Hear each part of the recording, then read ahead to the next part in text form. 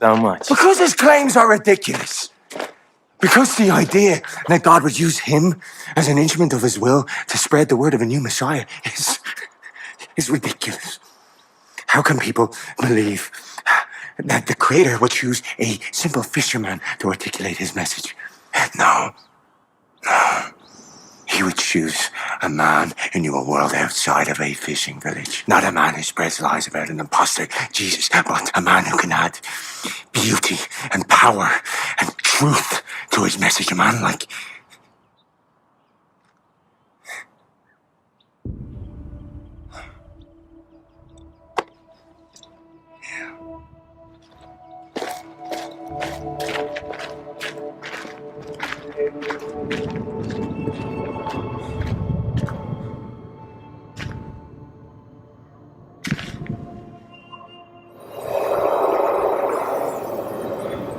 Saul.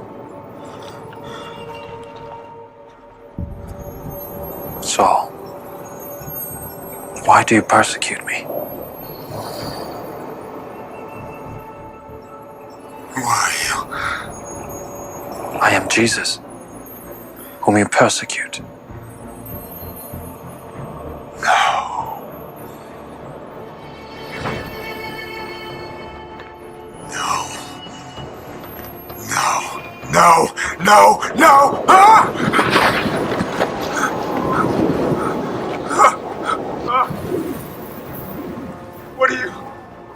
What do you want from me? What do you want from me? What do you want from me? Go into Damascus. You'll be told what to do.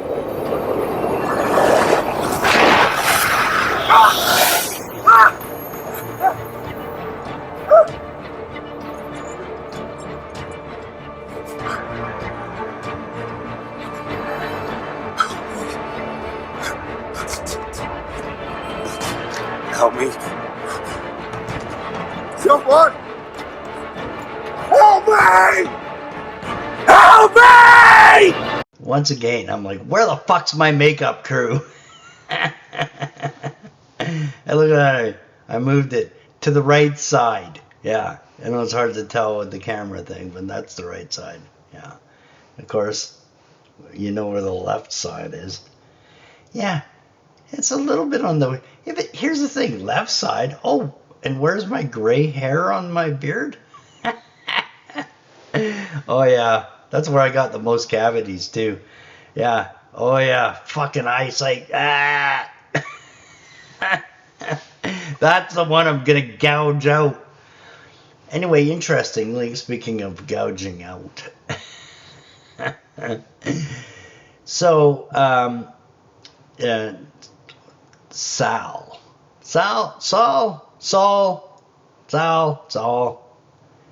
to Paul. Okay? It's interesting because it's a story where the enemy, you know, someone who's prosecuting Jesus. It's interesting story because Saul turns to Paul, and originally he's prosecuting Jesus. He is by going after the supporters of the love and good ways of Jesus. And Saul actually speaks to this too. And, you know, of course, it's when he's given the ability to finally see things as they are. This is like the veil lifting for Paul. Okay.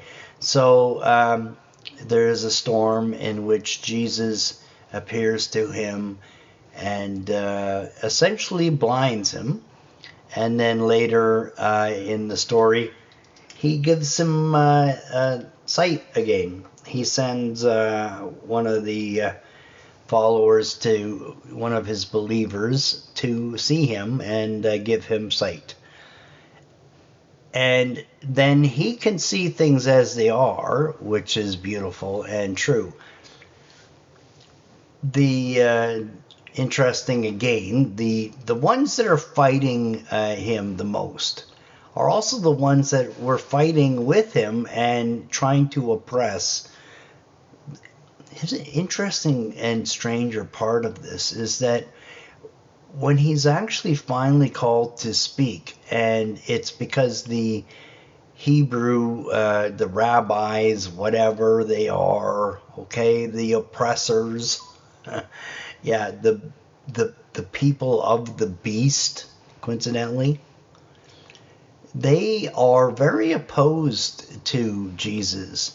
And the Messiah that was said to come is interesting because I will provide this in Scripture too, because they were expecting the Messiah. And he fulfilled all the things that the prophet said would be fulfilled. All of them. Okay? So Jesus is a complete fulfillment, and his ways are to be loving and kind to everyone. So the external temple is now to the internal temple. This is actually spoken of, as I said before, the temple to come down and then be rebuilt in 3 days is the temple of God internally. Okay. So the rabbis, priests of them, whatever they are, many names. I call them demons. Yeah, well, to make light on things. They are expressing things that are clearly against God. They are oppressing the Son of God. They are denying him, and they are speaking down on the words of God. Well, they want to stick to the old covenant. Well, yeah, but they could not keep the law of God. So God could see their failures over and over again, and to his mercy, he's forgiven them over and over again. And in this last step, to be able to give them a way to forgiveness through grace rather than earning it, because they couldn't earn it, because they failed. Now, he's giving them a way to grace. That's the way. The new covenant of grace.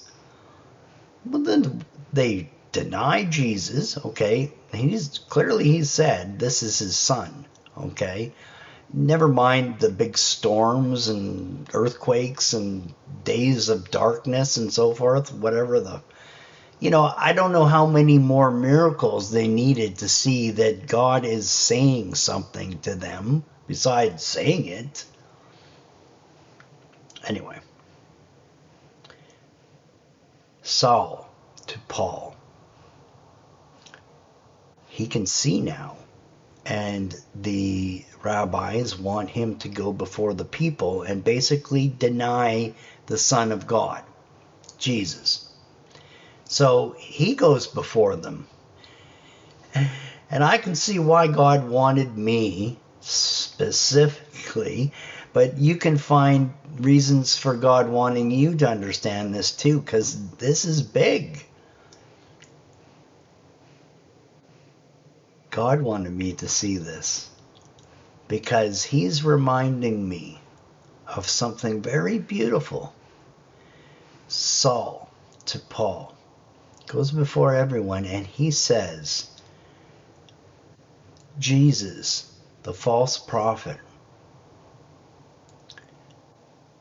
who has his followers, the girl that we killed, she's dying, and her last words were, I forgive him. Then her husband also to die, the father also to die, her father also his last words, I forgive him, as in Saul. Okay? So, this is the false prophet. He's speaking of Jesus. Okay? Because the critical parts in which the rabbis want to belittle and break him up. And Saul is actually quite smart about what he's going to do, because he's giving them what they think they want, but he's smart, and he's going to give it to them differently. So what happens is that he is to say, so the big threat is that Jesus professes that everyone should be loved. Love everyone. This is true, to love your enemy. But it's not just that they love, they bless, they pray for the enemy, they forgive them. And Jesus, who is up on the cross, this Jesus, the body of Jesus, the Word into flesh, that is nailed to the cross and suffering, who was tortured, who was whipped, who has nails driven through his body, who is hanging up there, being laughed at, ridiculed, reminded that he is the King of the Jews, the very people that had him hung and to die. And he is heard to say, Father, forgive them, for they do not know what they do. Because this is a total understanding that the enemy has tricked and fooled everyone, and that they do not know what they do. But Paul was now to see. He could see the veil has lifted, and now he can see. God is reminding me of my hope for all the enemy. This is a true love and a true hope, that they too will lift the veil to see true love is always forgiving. It's always the grace of God in belief of Jesus. Of course, you have to believe the one that's going to save your life. And he professes, as I say quite often, to love. It's not with conditions.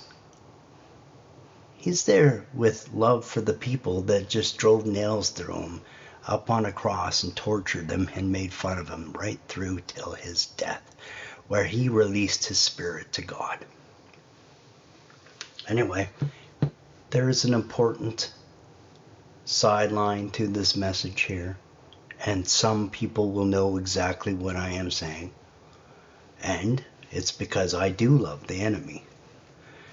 And there's one in particular that fits with a little bit more, because he too is a false prophet. And I'm not saying exactly in the same way, but I have hopes and dreams for all the enemy. I truly do. Yeah, I don't do anything based on anything other than the love of God. Yeah, I awaken every day to a good morning and a new day as the gift of God. And the thing is, I could remain the rest of my days in poverty and fighting the enemy with love. Yeah. They try to keep me in poverty. They try to keep me poor. They try to destroy my ways of making money, doing the creative, beautiful things which I do. And that's not my battle, because I leave this all to the glory of God. This is a battle I've already won in God. I could die tomorrow and be reborn to spirit today. Oh, I may have mixed that up. Or maybe I didn't. Yeah, interestingly, I probably did not. Yeah, because it is a rebirth. It is a beautiful, beautiful thing to be able to see things as they truly are. And this is a gift from God, and it's there for everyone, including the false prophet. Jesus, I love you.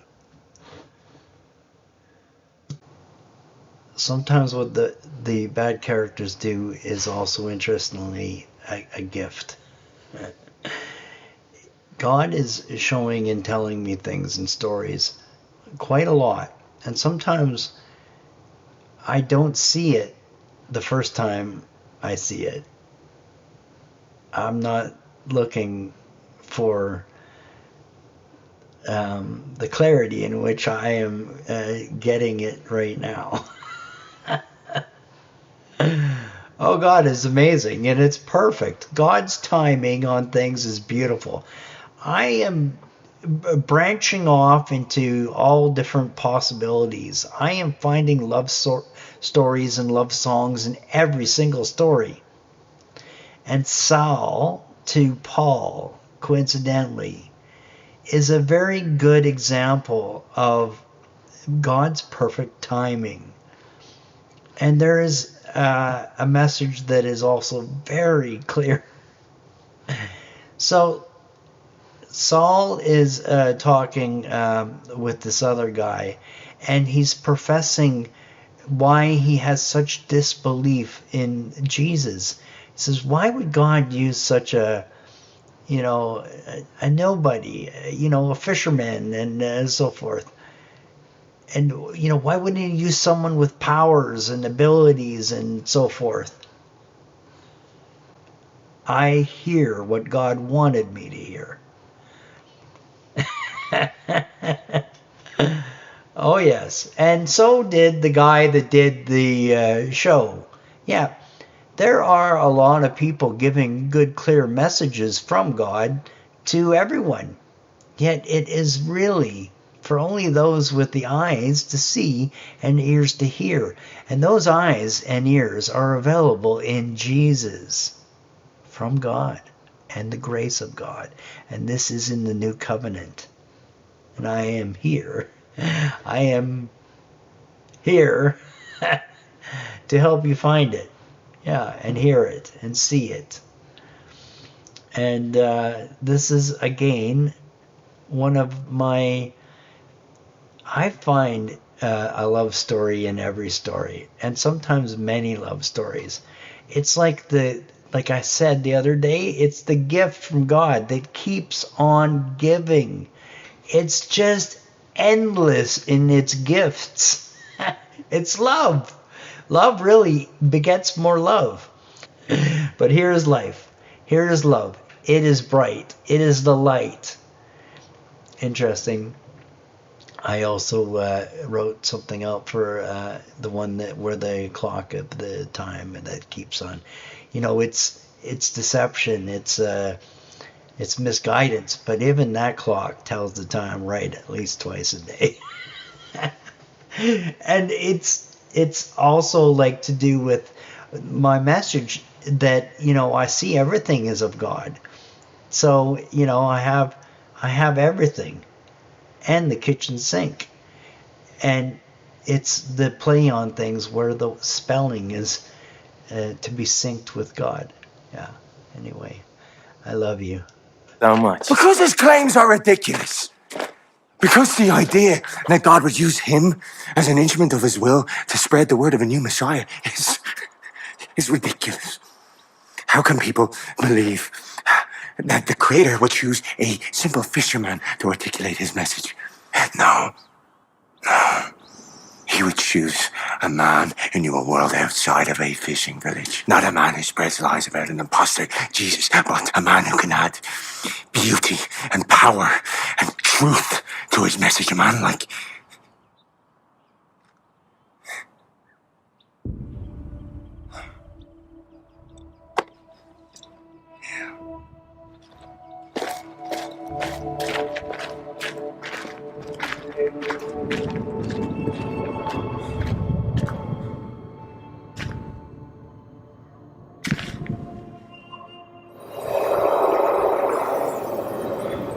Saul.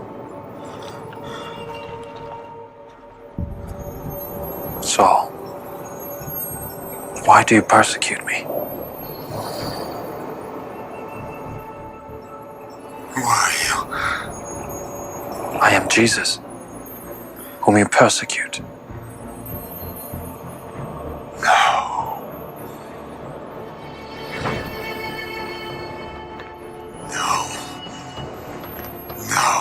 No. No! Ah!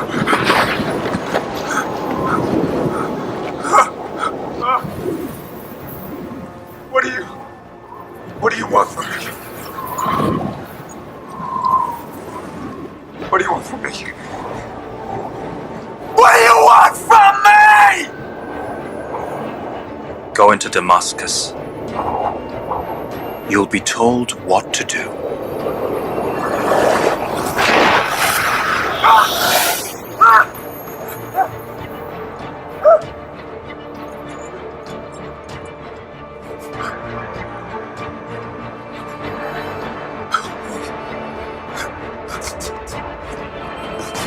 Help me. Someone! Help me!